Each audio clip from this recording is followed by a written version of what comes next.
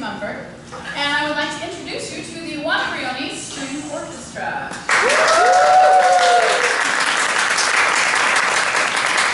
We had hoped to have some of the primary grade students come this morning, but they weren't able to. They were on a field trip at last minute, so the end of the year gets a little crazy. What we'd like to demonstrate for you this morning is our end of year review. Really, where they started back in August. Almost, I would say the vast majority of students here started their instrument in August. So they haven't even been playing a whole year, just about 10 months, more or less. And of course that also includes a couple of big long gaps with holidays, etc. They're a hardworking group. They're very attentive. It's been a pleasure to work with them.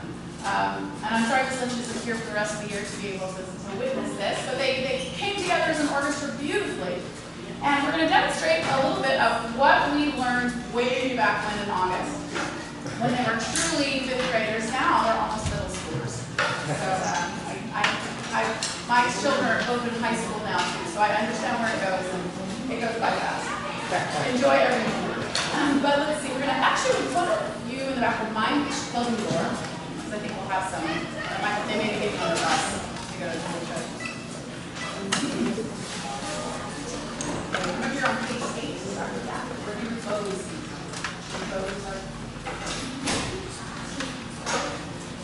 So we're going to start first of all with a melody you all might recognize.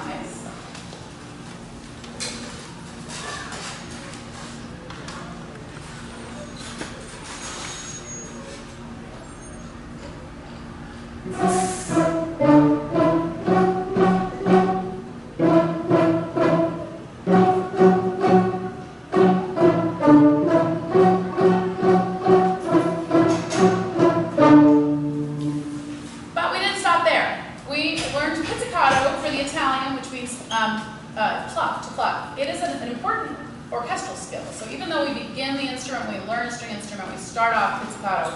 We start off plucking because it's a little bit easier for students to access. But it's also an orchestral technique that they're going to use for the rest of their careers if they stay in an orchestra.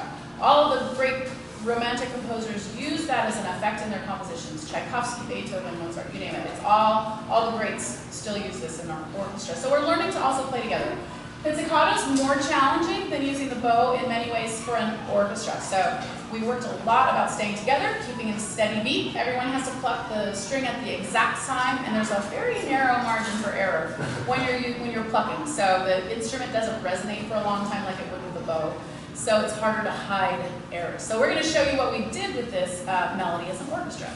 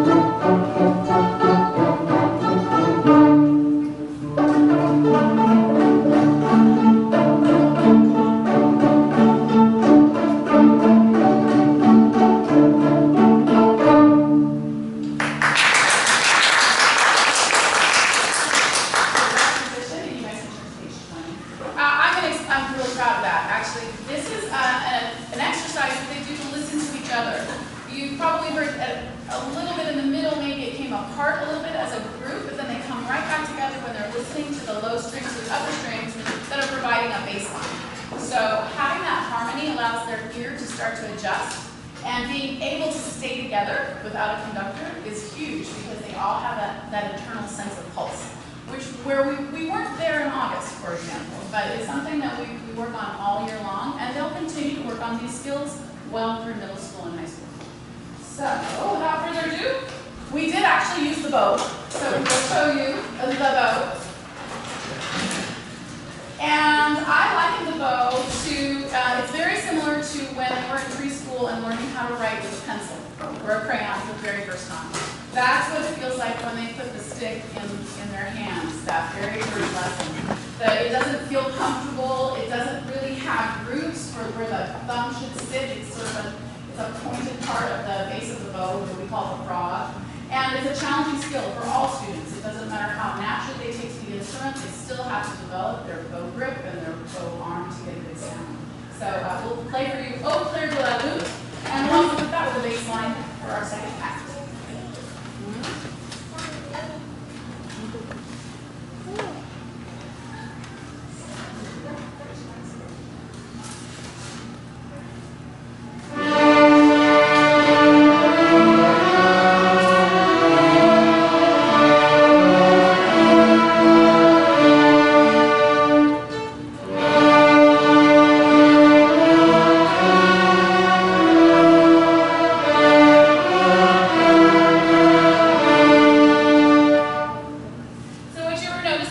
having to do was to play up the melody first and then retake their bow, lift it up in the air, and place it back down on the string. They'll tell you themselves it's like putting a basketball on the floor. It bounces very quick. There's tension on the hair, so it's a trick. It's a trick for control.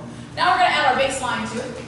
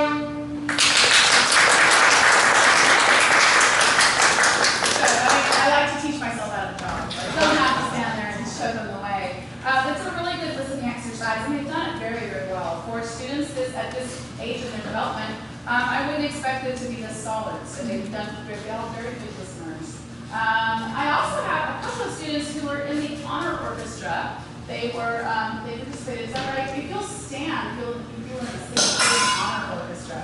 I'd like to give her a round of applause.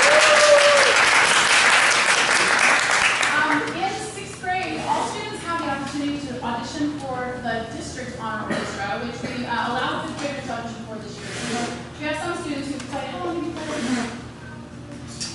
About 2 years. So if you have good, solid reading skills and you can read lots of different repertoire, we offer this after school. It's in addition to the regular orchestra class. But it's students who want to play a little bit more as an ensemble, and it was a really fun experience. I think I can vouch for them. So it's a group that I directed these past 3 years. I'll direct it again this year, and it pulls from all 3 middle schools that we played on the high school stage at Cali. I think this next year will be at Spangenberg. And it's a fun experience. So know that that's something on the horizon. We also offer the honor orchestra for band. So yeah, at least one student I think is going to go to band next year and for choir. So choir, orchestra, and band. That's a chance to extend your skills. Read through a lot more music than they would normally in class. The next piece we're going to play for you is, what did we decide? Lightly Row? Lightly Row is. Lightly Row. This is the first piece where they're actually going to learn, we're actually using harmony. It's actually in 3 parts. So it's a little bit of a different listening skill.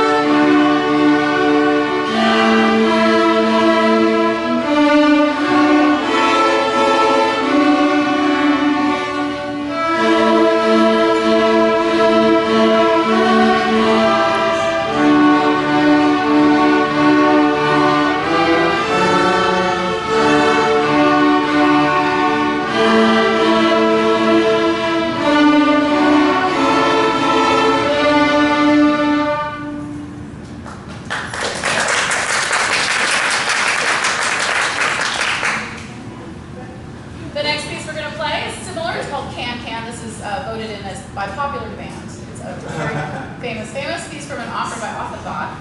It is a classical piece, again in three-part harmony, and you'll hear different listening skills.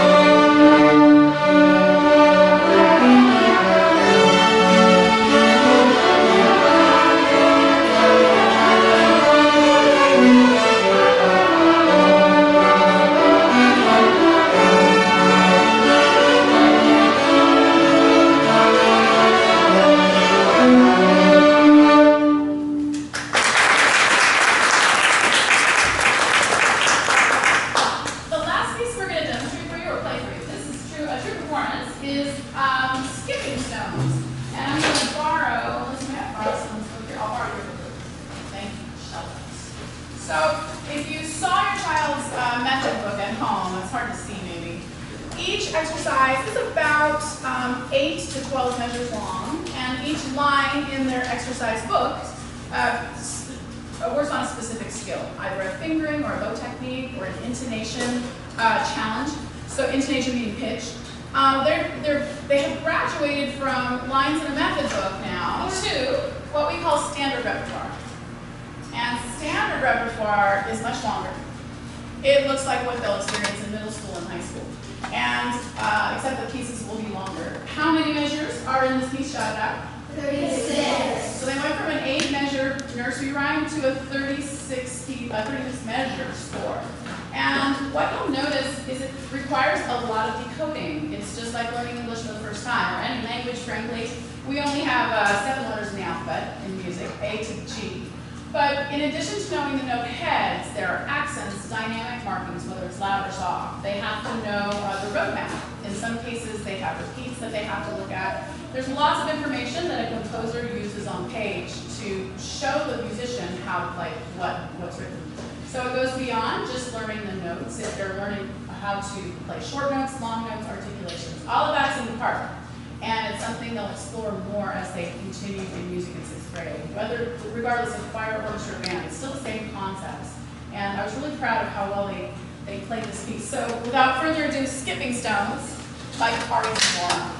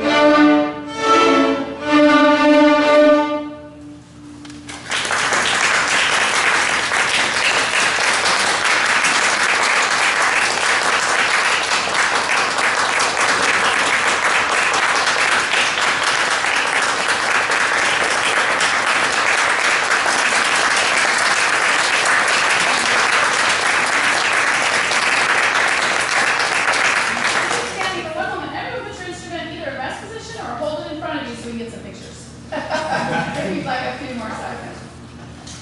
You also look good.